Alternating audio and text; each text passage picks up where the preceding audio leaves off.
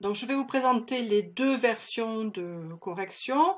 Soit vous avez travaillé sous Scratch 2 comme on l'avait fait au début de l'année, soit sous Scratch 3. Commençons par Scratch 2.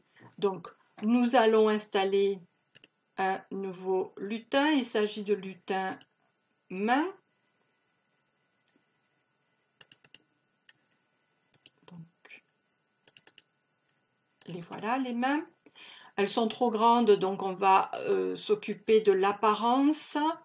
On va ajouter -10 à la taille de sorte que elles aient une taille cohérente par rapport au robinet et on va les positionner ici. Donc voilà pour le décor et le lutin. Donc pas besoin de deuxième costume pour les mains, ce seront toujours les mains. On va commencer à faire le script du programme des mains, comme on l'a vu à l'instant avec l'algorithme. Donc je me mets ici, j'ai besoin d'un événement. Je sais que ça va démarrer quand le drapeau vert est cliqué, c'est le début. J'ai besoin de un contrôle répété indéfiniment, de 2 si alors, de tests sur les touches. Est-ce que c'est la touche droite qui est enfoncée ou est-ce que c'est la touche gauche? Ensuite, je sais que je vais provoquer un déplacement, donc c'est dans le mouvement. Soit je vais ajouter, ou on va mettre ajouter plutôt que je vais ajouter 10 à x, soit je vais ajouter -10 à x. Voilà, j'ai tous mes éléments dans cette partie-là. Maintenant, il me faut les assembler. Je regarde mon algorithme et je suis la structure de mon algorithme. Donc, je sais que je vais revenir reboucler indéfiniment. Dans le test, premièrement, je vais tester si c'est la touche droite qui est pressée. Si c'est la touche droite, je veux aller vers les X positifs. Si c'est la touche gauche, je veux aller vers les X négatifs.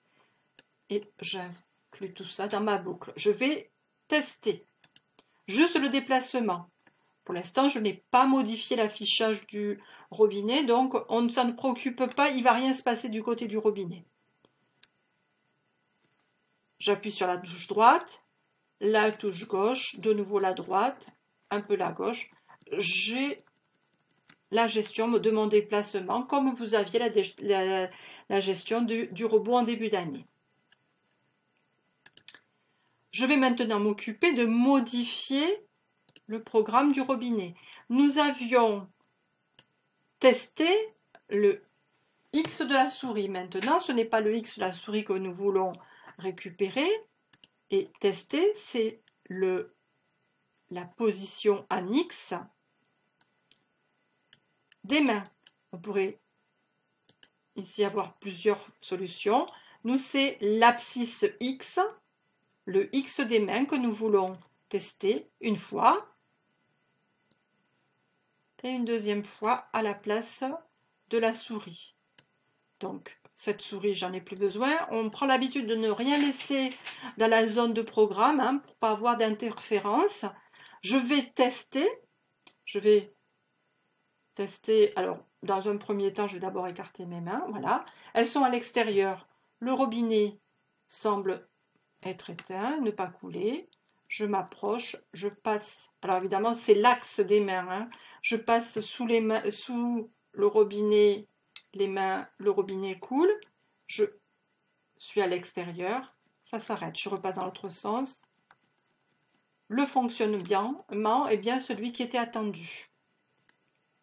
Il nous reste à sauvegarder, fichier, enregistrer sous, et on vient sauvegarder au bon endroit, dans la bonne rubrique, à l'endroit où vous êtes sûr de retrouver votre fichier pour me le rendre.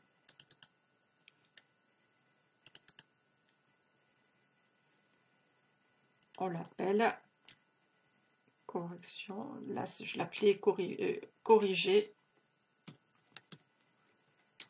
robinet version 4. Voilà pour Scratch 2. On va passer à Scratch 3.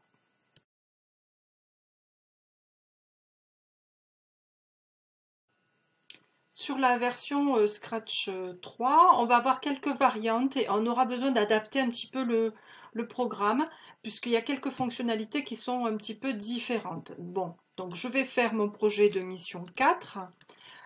Ce qui ne va pas varier, c'est qu'il faut installer notre lutin main. Pour ce lutin main, nous avons directement la proportion ici pour le lutin. Et nous allons commencer à faire la structure pour le déplacement. Alors, pour le déplacement, on avait dit qu'il suffisait de suivre l'algorithme. Donc, on a besoin d'un... Quand le DAP vert est cliqué. Ensuite, on a un contrôle que l'on répète indéfiniment. Nous avons deux si alors. Nous avons des capteurs, on cherche à savoir si c'est la touche droite ou la touche gauche qui est cliquée. Si c'est la touche droite, il faudra faire un mouvement en ajoutant 10 à X. Et si c'est vers la gauche, il faudra aller vers les X dans le sens négatif, donc ajouter moins 10 à X. On assemble tout ça, donc on regarde bien l'algorithme, on répète indéfiniment, ça c'est la boucle. À l'intérieur de la boucle, le premier si alors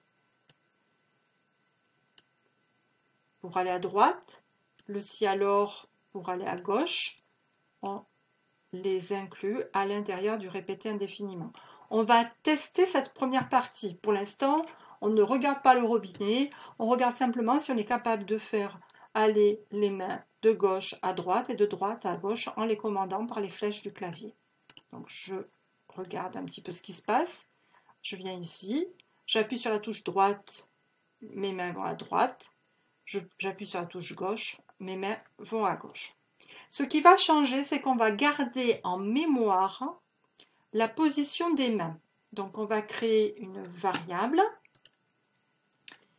qui va s'appliquer à tous les lutins pour qu'on puisse l'utiliser dans plusieurs scripts de lutin. On va l'appeler X main. Cette variable, on va régulièrement aller la changer et on va lui dire que quand on aura appuyé sur le drapeau vert, on va inclure dans le répéter indéfiniment qu'on va mettre la variable X des mains à la valeur de la position du lutin en X. Donc on va venir rajouter ceci là-dedans.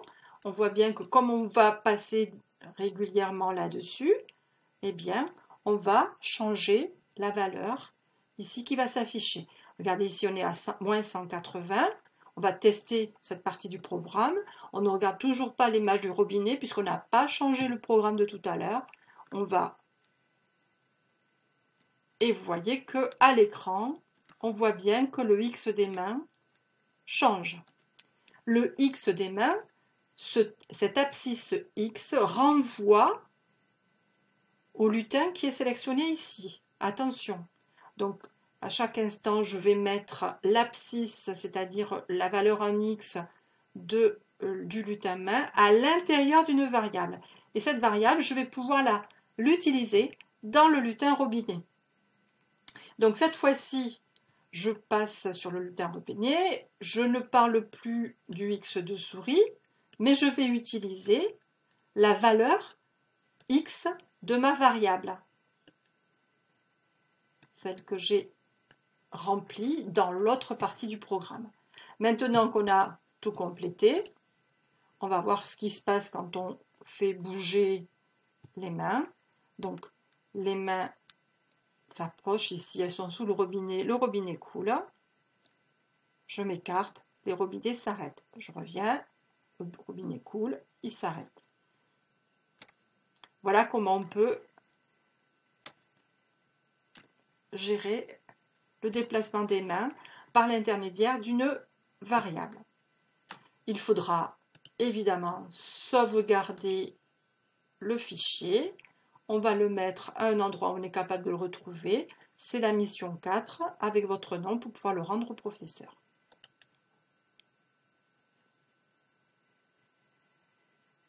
Il ne vous reste plus donc qu'à, après avoir visionné toute correction en vidéo, il ne vous reste plus qu'à corriger vos programmes. Bon courage!